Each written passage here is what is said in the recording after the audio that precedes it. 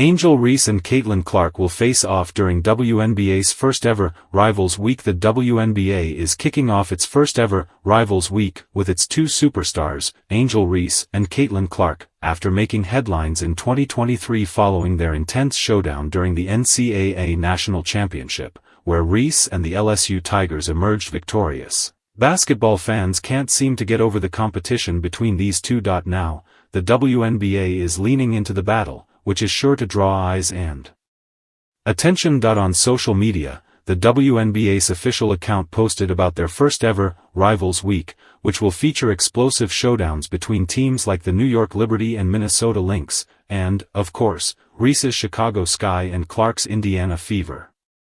Rivalries have always been prevalent in the W, but this season, we're bringing you an entire week in August dedicated to the fiercest and most competitive must-see matchups, the league captioned the post, although several WNBA viewers commented, saying there's no rivalry between the Sky and Fever. It's understandable why the league would want to bring more attention to their games.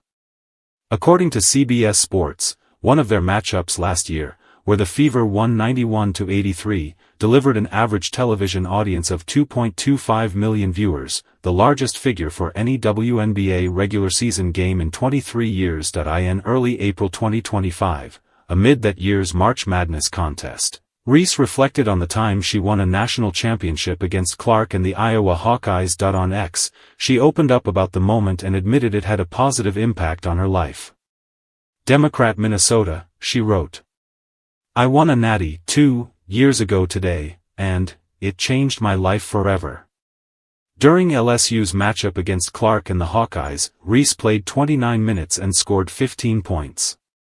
She also secured 10 rebounds and had 5 assists, 3 steals, and 1 block. After winning the game, Reese received much negative criticism from sports fans and media personalities, such as Dave Portnoy, for her post-game celebration. As the game was winding down, Reese found Clark on the court and did John Cena's famous, "You can't see me" celebration.